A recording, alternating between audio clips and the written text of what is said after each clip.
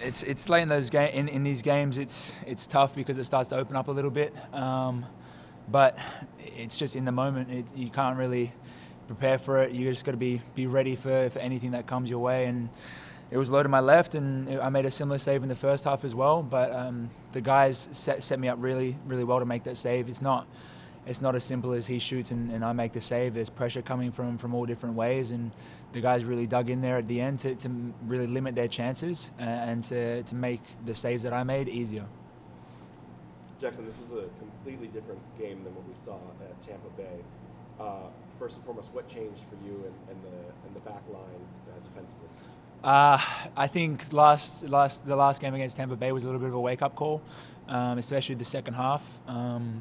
Just being more aware of the space in behind and what we give up, and being more active in commanding that space, both from a defender's point of view and a goalkeeper's point of view.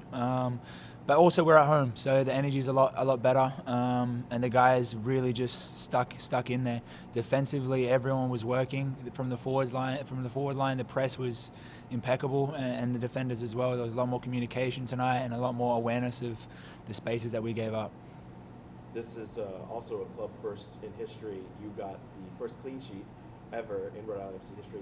What does that feel like, knowing that you get to go down the history books as the first keeper ever to get one of those? It's nice. I think clean sheets are one of those things that often get quote unquote awarded to the goalkeeper, but it's definitely a team effort. I mean, I don't make those saves without the defenders, and there was a lot of shots that were blocked and chances that were killed outside the box without me having to make a save. So it's very much a team effort, and everyone that was involved tonight was involved with that clean sheet. So I think it's the first, but hopefully it's the first of many, especially this season.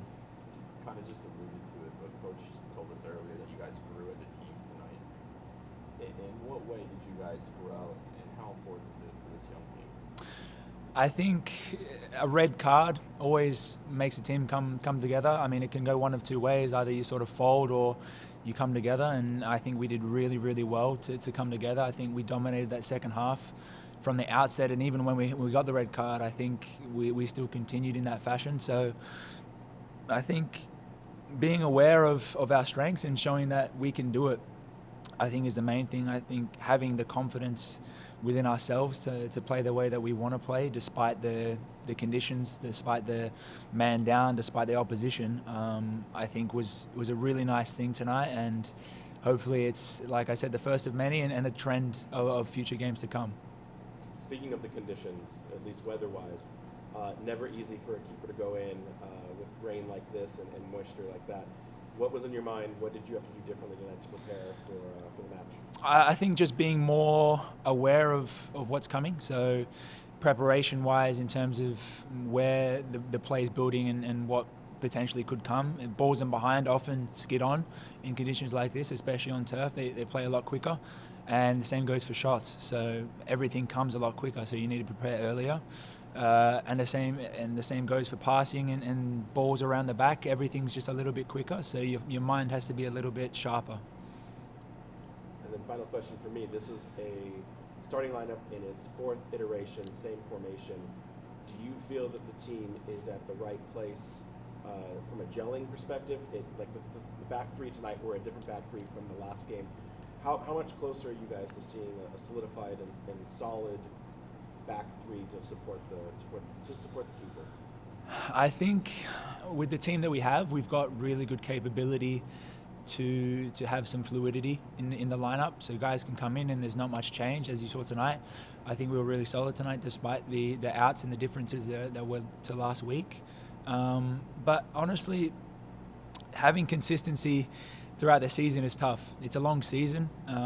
Injuries happen, and certain circumstances become apparent as well, like a red card tonight. So Khano will miss out next week. So we need someone to come in there. But I think the fact that we've got such a deep roster allows us to have that fluidity, and anyone can come in and we don't lose anything. Kind of same question. The coach just told us you guys grew as a team. What did you see? Can you The repeat? coach said that you guys grew as a team tonight. What did you see in terms of growth? Yeah, obviously he's right. We got a first clean sheet ever, so that's a good sign. I know the defense was struggling a little bit like the past 3 games, and that's a good sign. Like it's all about process, and I told the boys it's all about process, and we will keep building the team and then keep going. Chico, you looked like a madman out there. You were everywhere, defensively, offensively. The goal didn't come. Yeah. What does the team need to do differently next week to make sure that you get your next goal to get through the season? Yeah, so I know scoring goals is something that you cannot control, you know. Obviously, the thing that I can control is like my energy, helping the team, like the defense. So I think we maybe should do more, create more chances, like more crosses, because that's the only way to score. Because obviously we want to win in front of the fans, and I think it's something that we need to get better to it, you know. Create more chances, like getting more crosses in the box, because after all, like goals win games. So yeah. Coach also praised you specifically, saying that the defense only works when your forwards are pressing high and defending high. What was your mindset on some of the plays tonight? I remember a couple times where you were tackling players in their final third in their corners. You seemed like you didn't want to let the ball go. Was that more of the plan, or is that your play style yourself? I think it's kind of both, you know. It's kind of both, because the first defense starts with the forwards, you know. And like I say, if I can score goal, I have to find a way to help the team, like by pressing, by defending. So, because I know the goals will come, obviously, but right now my focus is like to help the team to go forward. If I get a chance to score goal, I will score it for sure. But if I don't get it, what can I do? Just help the team, like to get through it, you know. Was this the same Charleston Battery that you remember playing last year with the Riverhounds, or was this a different team for you this season? It's kind of the same team, but maybe they add like 5 more good players. And I remember playing against them last year, but obviously every year they're trying to get better. And Charleston is a good team, you know. It's a good team, and we fell a little bit unlucky with the red card, because personally I thought like we should get out there with the 3 points, but it's something that you cannot control, you know, the red card. So I'm happy with the boys, with the effort that we gave today to get the point. Speaking of teams that you play your former team next week.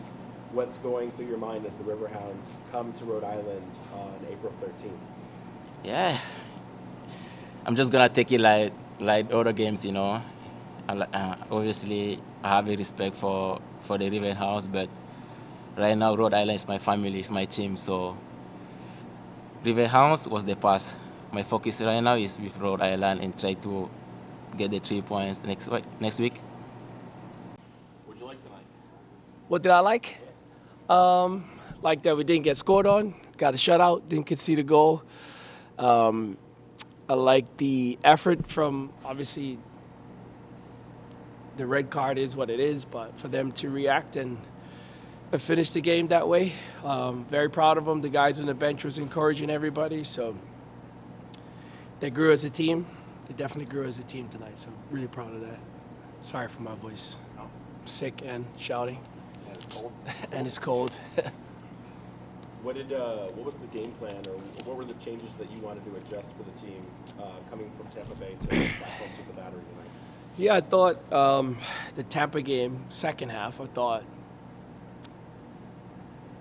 like, you look at the goals and they're all, like, you know, individual things that happen, but it's easy to sit there and say that this happened, but, like, why is that happening? So the bigger picture for me was that we were leaving too much space in behind us, and Tampa hit balls that weren't even intentional. Like, they were unintentional clearances that they got in behind us, and it caused us problems. So we're asking the team to be high pressing and be intense, and I think they just needed reminders to protect the space in behind them, which is just as important in what's happening in front. So we certainly worked and focused on that this week, was protecting the space in behind us. So taking that away, and, you know, as you saw, a very good possession team, so we were deeper a lot.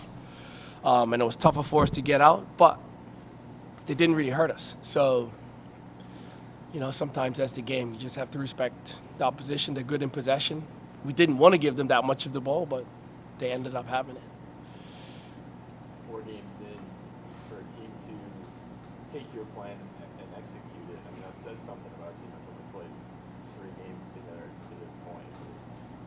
What is it about a team that can pick up what you're saying and execute it? Yeah, look, they're all intelligent people. They're good people. They want to do the right thing. So, I think, sometimes I may be giving them the wrong information, but so far they're still following us. So it's really pleasing to see. We talked to them. I don't like talking after games, but I spoke to them after tonight and just told them they grew up a team and that we're grateful and thankful for what they did because it wasn't easy going down and finishing a game like that in this conditions. So they grew as a team tonight for sure. Obviously, a much different defensive shape that we've seen in terms of style. You had a couple of injured players who have seen starting minutes in the previous 3 games with Stoneman and Yao, and of course Koke. Was that part of the game plan that you anticipated tonight, or were those last-minute scratches? How are those players doing? What's going on with them? Yeah, I think a few more days, Karifa would have been okay. He's got a bone bruise. Koke has a slight hamstring issue. Same with Grant. Like, they're not major ones at all, but a week's just too soon. So I think both could be in contention for next week. So, but it wasn't really the intention. I think with the formation anyway, right? It always ends up being a 3-5-2 or a 5-3-2, whatever it is. So obviously, if you're going to have less of the ball and you need to be more compact, then it's just naturally you just sit off anyway. So do we ever sit there and want to say, yeah, we want to defend with 5? Like, no, but we also need to stop giving so much space for the opponent to play into. So that was certainly part of it, was telling the wingbacks just to start maybe a little bit deeper to now it makes us more compact and more difficult to play through, but now it makes it easy for the opposition to play in front of us. So that's what happened with that. But no, we'd never want to be a team that just defends with 5s, but sometimes you have to. Sometimes you just have to. Alva's got his first start. Him and Holstead combined with Nazarce looked really good.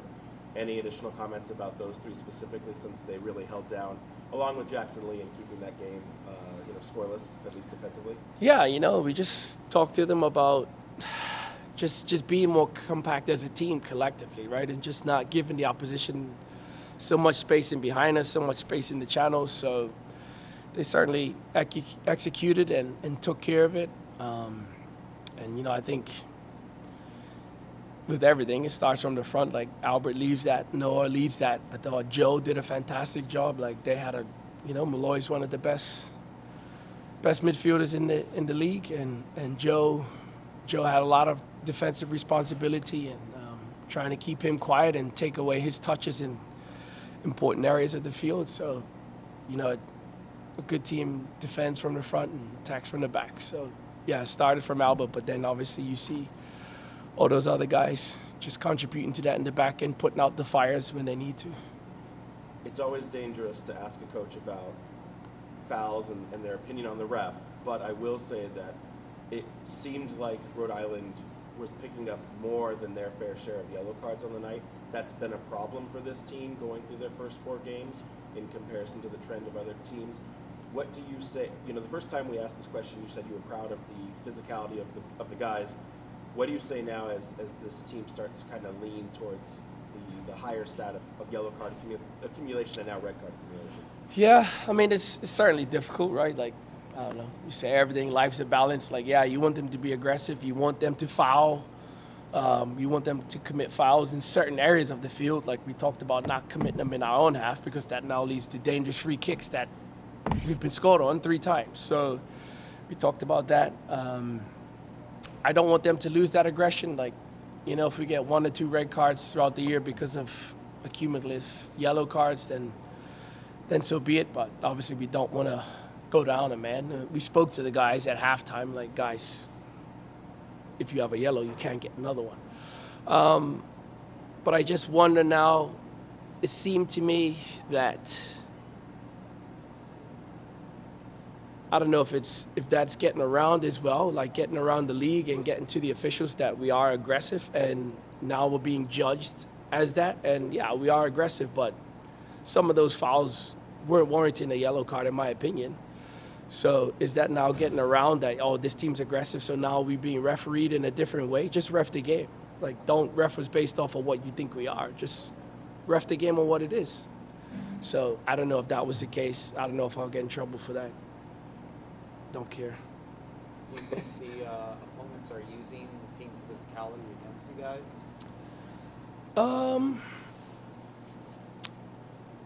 Maybe so.